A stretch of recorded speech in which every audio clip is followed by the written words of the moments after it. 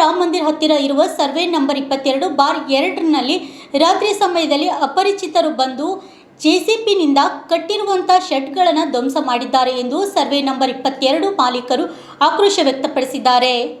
ನಗರದ ರಾಮ ಮಂದಿರ ಹತ್ತಿರ ಇರುವ ಸರ್ವೆ ನಂಬರ್ 22/2 ರಾತ್ರಿಯಲ್ಲಿ ಬಂದು ನಾವು ಕಟ್ಟಿರುವ ಶೆಡ್ಗಳನ್ನು ಧ್ವಂಸ ಮಾಡಿದ್ದಾರೆ.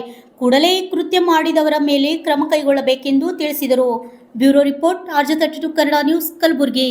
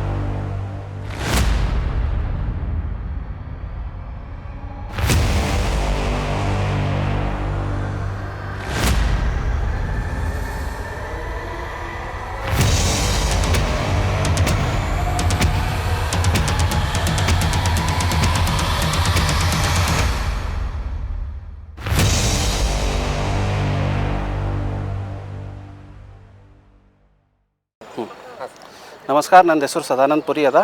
ನಂದಿದು ಪ್ರಾಪರ್ಟಿ ಅದ. ಅದ್ರದ್ದು ಸರ್ವೆ ನಂಬರ್ 22/2 ಇದೆ.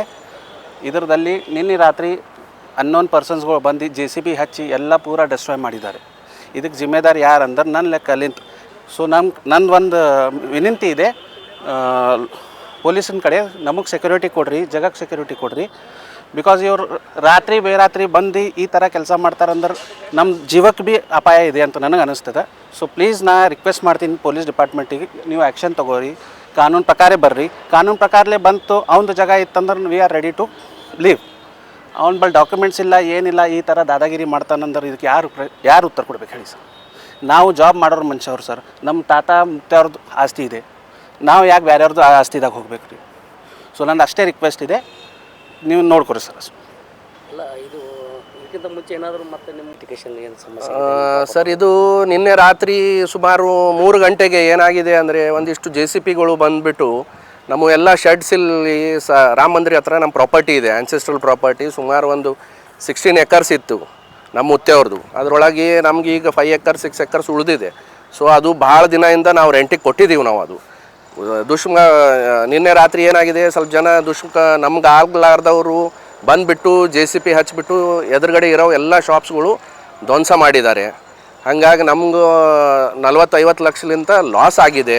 ಭಾಳಷ್ಟು ಜನರಿಗೆ ನಾವು ಕಿರಾಯಿ ಕೊಟ್ಟಿದ್ದೀವಿ, ಅವ್ರನ್ನೂ ಎಲ್ಲ ಬಂದು ಬಡ್ದಾಡ್ತಾ ಇದ್ದಾರೆ, ಏನು ಮಾಡಬೇಕು ಏನಿಲ್ಲ. ಇದೆಲ್ಲ ಹೇಗಾಗಿದೆ ಅಂದರೆ, ನಾವು ಈಗ ಯಾವ ಪರಿಸ್ಥಿತಿಯಲ್ಲಿ ಇದ್ದೀವಿ ಅಂತ ನಮಗೆ ಗೊತ್ತು. ಇದು ಈಗ ರಾತ್ರಿ ವ್ಯವಸ್ಥೆ ಈ ಥರ ಮಾಡಿದರೆ ಜನರು ಏನು ಮಾಡಬೇಕು ಏನಿಲ್ಲ, ಇದು ಒಂದು ಭಾಳ ದೊಡ್ಡ ಕ್ವಶನ್ ಇದೆ. ಇದು ಈಗ ಕೇಸು ನಾವು ಆ್ಯಕ್ಚುಲಿ ಬೆಳಿಗ್ಗೆ ಹೋಗಿದ್ದೀವಿ. ಇದು ಇನ್ಸಿಡೆಂಟ್ ಆಗಿದ ತಕ್ಷಣ ನಮಗೆ ಸುಮಾರು 7 ಗಂಟೆಗೆ ಗೊತ್ತಾಯಿತು ಈ ಥರ ಮಾಡಿದಾರಂತ. ಇದ್ದಿದ್ದು ಕ್ಯಾಮ್ರಾಗಳು ಸತ್ಯಕ್ಕೂ ಒಯ್ದು ಬಿಟ್ಟಿದ್ದಾರೆ ಅವರು. ಸೊ ನಮಗೇನಾಗಿದೆ ಅದರಲ್ಲಿ ಏನೂ ಇದು ಇಲ್ಲ. ಸೊ ಸರೌಂಡಿಂಗ್ ಕ್ಯಾಮ್ರಾಸಲ್ಲಿ ನೋಡಿದ್ದೀವಿ, ಅದರಲ್ಲೆಲ್ಲ ಡೀಟೇಲ್ಸ್ ಇದೆ ಅದು. ಸೊ ಅದು ಸ್ಟೇಷನ್ಗೆ ಹೋಗಿ ನಾವು ಕಂಪ್ಲೇಂಟ್ನು ಕೊಡ್ತಾ ಇದ್ದೀವಿ ಸಾಯಂಕಾಲ 7 ಗಂಟೆಗೆ. ಈಗ ಇದ್ರದ್ದು ಏನಿದೆ